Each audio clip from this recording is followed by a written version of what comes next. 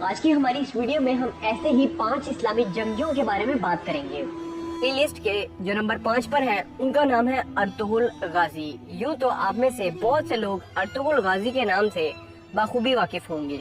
Ertugrul Ghazi کا نام اس لیے اس لسٹ میں شامل کیا گیا کہ جس دور میں ارطغرل غازی پیدا ہوئے تھے اس وقت دنیا بھر کے مسلمان اپنے سب سے برے دور سے گزر رہے تھے۔ چنگیز خان کی منگول سلطنت دنیا بھر کے مسلمانوں پر قہر بن کر ٹوٹ رہی تھی۔ وہ ارطغرل غازی ہی تھے کہ جن کی محنت کی بدولت ترک میں موجود چھوٹے چھوٹے قبائل منگولوں کے اس ظلم کے خلاف اٹھ کھڑے ہوئے اور آگے چل کر ارطغرل غازی کے بیٹے عثمان نے انہی قبیلوں کی بدولت ایک عظیم سلطنت قائم کی جس کو تاریخ میں سلطنت عثمانیہ کے نام سے جانا جاتا ہے، اور اس سلطنت نے آگے چل کر 600 سال تک مسلمانوں کی ہر ظلم سے حفاظت کی۔ ہمارے لسٹ کے جو نمبر 4 پر ہے ان کا نام ہے امیر تیمور۔ تیمور 9 اپریل 1336 میں ازبکستان میں پیدا ہوئے تھے۔ اپنی بہترین ہنر مندی اور صلاحیت کی بدولت انہوں نے ایک ایسی سلطنت کو قائم کیا کہ جس کا ایک حصہ ہندوستان کے شہر دلی تو دوسرا دا گریٹ آٹومن امپائر سے جا ملتا تھا۔ امیر تیمور کے بارے میں کہا جاتا تھا کہ بڑے سے بڑا دشمن بنا لڑے ہی اس کے سامنے اپنی ہار کو تسلیم کر لیا کرتا تھا۔ امیر تیمور کو تاریخ میں ہمیشہ ایک بادشاہ اور ایک بہترین جنگجو کے طور پر یاد کیا جائے گا۔ ہمارے لسٹ کے جو نمبر 3 پر ہے ان کا نام ہے صلاح الدین ایوبی۔ آپ کو بتاتے چلے کہ صلاح الدین ایوبی ایوبٹ سلطنت کے بادشاہ تھے جو کہ 12ویں صدی کی ایک عظیم سلطنت تھی۔ صلاح الدین ایوبی ایسے بادشاہوں میں شمار ہوتے ہیں کہ جن کو ان کی بہادری کے ساتھ ساتھ دریا دلی کے لیے بھی یاد کیا جاتا ہے۔ روح کو چاہے نائٹ ہو کہ فوجی، چاہے کوئی ہو، مجھے قسم ہے اللہ کی کسی کو خراش تک نہیں آئے گی۔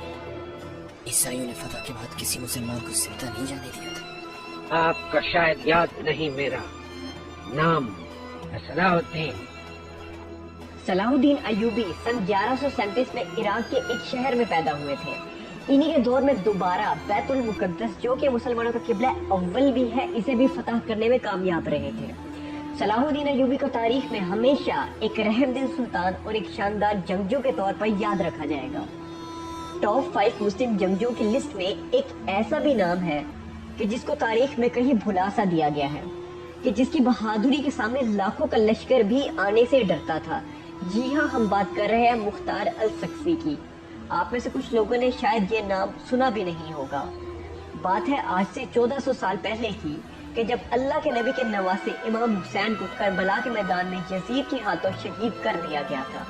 وہ مختار السکسی تھے کہ جنہوں نے آگے چل کر نبی کے نواسے امام حسین کے قاتلوں کو چن چن کر مارا تھا۔ ان کے بارے میں کہا جاتا تھا کہ وہ اتنے بڑے جنگجو ہیں کہ وہ اکیلے ہی بڑے بڑے لشکروں پر بھاری پڑنے کے لیے کافی تھے۔ تاریخ میں ان کا نام ہمیشہ ایک عظیم جنگجو کے طور پر یاد رکھا جائے گا۔ ٹاپ 5 مسلم جنگجو کی لسٹ میں نمبر 1 پر نام آتا ہے حضرت علی رضی اللہ تعالیٰ کا۔ کہا جاتا ہے کہ جہاں باقی بہادر جنگجو کی بہادری ختم ہوتی تھی وہیں سے حضرت علی کی بہادری کی شروعات ہوتی تھی۔ ان کے بارے میں کہا جاتا تھا کہ جب کبھی وہ میدان جنگ میں جاتے تو انہیں اس بات سے کوئی فرق نہیں پڑتا تھا کہ ان کے سامنے کتنا بڑا لشکر ہے۔ حضرت علی رضی اللہ تعالیٰ اکیلے ہی لاکھوں کے برابر تھے۔ اپنی ولادت سے لے کر وفات تک حضرت علی رضی اللہ تعالیٰ نے درجنوں جنگیں لڑی اور وہ ہمیشہ فتح یاب رہے۔ اس بات میں کوئی شک نہیں کہ جب کبھی اسلامی تاریخ میں دنیا کے سب سے بڑے جنگجوؤں کا ذکر آئے گا تو اس میں سے سب سے پہلا نام حضرت علی کا ہوگا۔